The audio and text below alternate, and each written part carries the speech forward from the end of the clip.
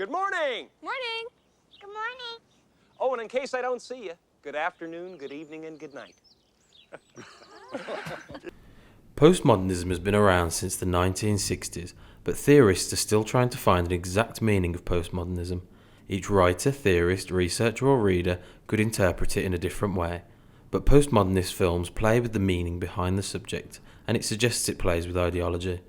These films are designed for audiences in which they can interpret the references within towards intertextuality. Miguel wrote in his book, Ilustrado, that postmodernism was a reaction to modernism, where modernism was about objectivity and postmodernism was about subjectivity, where modernism sought a singular truth, postmodernism sought the multiplicity of truths. But the question being asked here is, how did The Truman Show affect its audience using postmodernism? The Truman Show is a film created in 1998 by Peter Weir about the life of Truman Burbank, who is living in an enclosed town with a dome over the top of it in Hollywood. Throughout the film, the audience is shown how every aspect of Truman's life is being recorded using over 500 cameras, being broadcast to the world 7 days a week, 24 hours a day, all being run by Christoph, who is a director and mastermind behind this. He takes on the role of God, with his working studio being inside the sun, giving him the God alter ego. Christoph has shown the birth of Truman and everything since that moment, from crawling or walking all the way through to him riding his bike, and to the present day without missing a thing, apart from bathroom breaks and sex.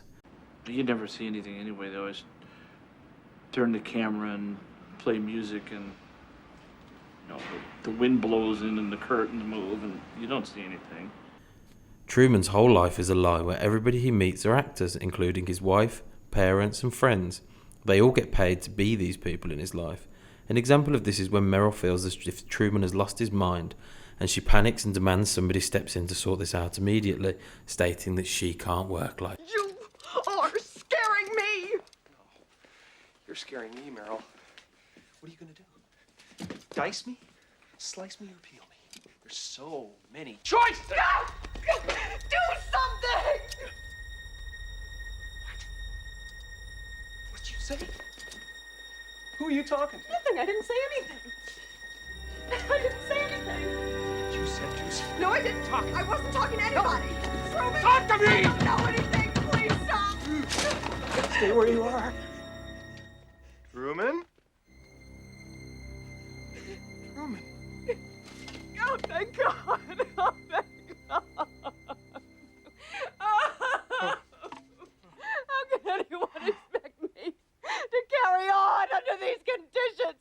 It's unprofessional. Postmodernistic characteristics are shown throughout the entirety of The Truman Show, such as the flattening effect, which is the mix of technology, violence, drugs and the controlling media can lead to a detached, emotionless and unauthentic lives. This is shown throughout The Truman Show with the controlling media.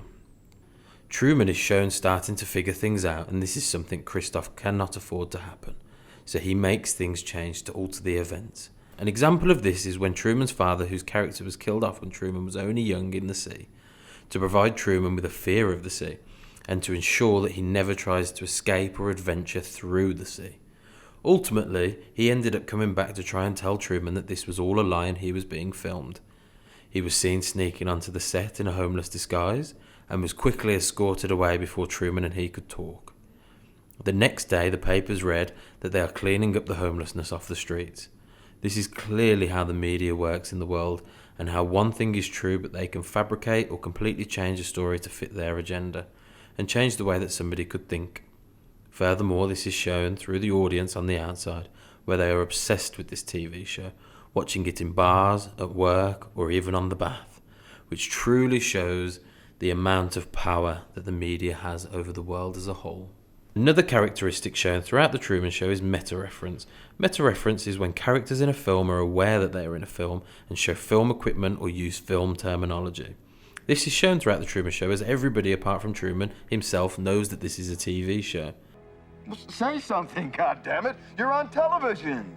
You're live to the whole world!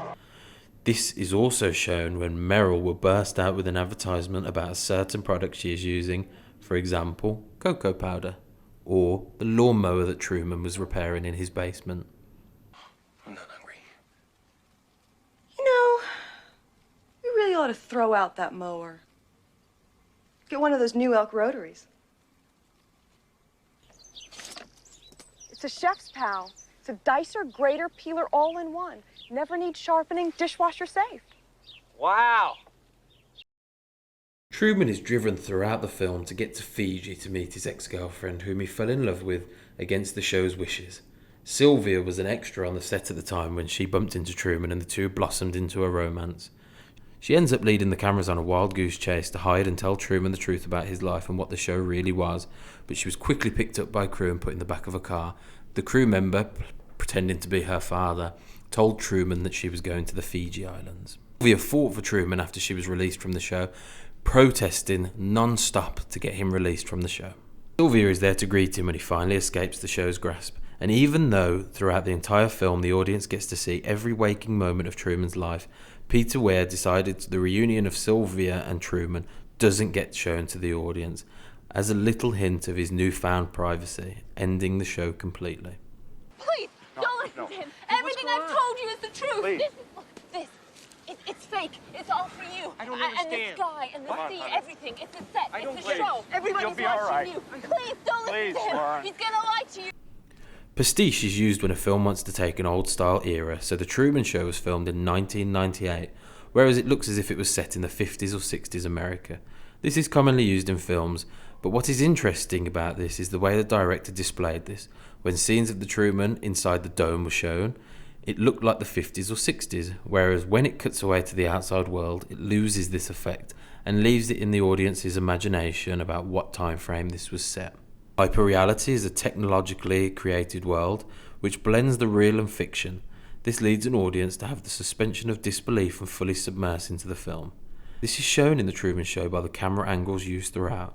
They use fisheye lenses to give the effect that this is being shown on an old school TV, which ultimately leads to an audience feeling as if they are the ones watching Truman on TV instead of watching a film about it.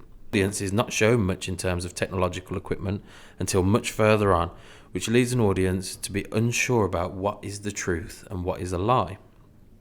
They see Truman fighting with the possibility that the world in which he lives in is a lie, but the audience doesn't figure this out for quite some time. Postmodernism has different ways to affect its audiences when they are watching a film, and The Truman Show utilises this in the most effective way that they can. For example, with the use of hyperreality. The audience is left guessing throughout the majority of the film about what is actually happening and if this could be true, and once they figure out that this may be a TV show, it's then led up to actually understanding how much control Christoph has over the world around Truman. He controls the weather, the cars, the trees and the people, but the one thing he doesn't completely have control over is Truman. We go, where shall we go? Truman, where are we going? Well, we know. Guess I'm being spontaneous. Somebody help me! I'm being spontaneous! Forget Fiji. Can't very well drive to Fiji, can we? During the 90s, the vast population of America and the world were very scared about technology and the advancements that were being made. So The Truman Show and the way that Truman was captured in a technological world and had no idea that he was there, this put fear into the audience about the world that which they live in, which links in with the way that the film ignited fears in people about they were living in their own version of The Truman Show and where they were in a simulated world, which led to a mental illness being called Truman Show delusion, which is when somebody suffers from a condition in which they believe that they are an actor in their own reality show. And basically, yeah, when I was 10, I saw the film, The Truman Show with Jim Carrey, and I got it into my head that I was in my own version of The Truman Show. I would be like thinking of, you know, sometimes you might think of a person and then that person would be there, like walking down the school corridor, and I'd be like, yeah, they're in my head. They you know, they're playing with me. I thought I knew where the cameras were. They would watch me. It's horrible. It's like I'm desperate to get out of it because I just think that, you know, there's cameras watching me and everyone's an actor and nothing's real, no one's real, and yeah, that's really horrible. This illness was coined by brothers and doctors Ian and Joe Gold in 2008, but they began seeing signs of the Truman Show delusion in mental health patients in 2002. Joe Gold says, "This is a serious mental illness. It's not a silly form of narcissism. It's a severe and persisting mental illness, and we do not want to make light of it. If you think the entire world is fraudulent, that is incredibly distressing. This is what Susie Brahathi, a researcher from India who wrote a research paper on postmodernism, believes. She says that hyperreality is a condition in which real and fiction are seamlessly blended together, so that there is no clear distinction between where one ends and the other begins.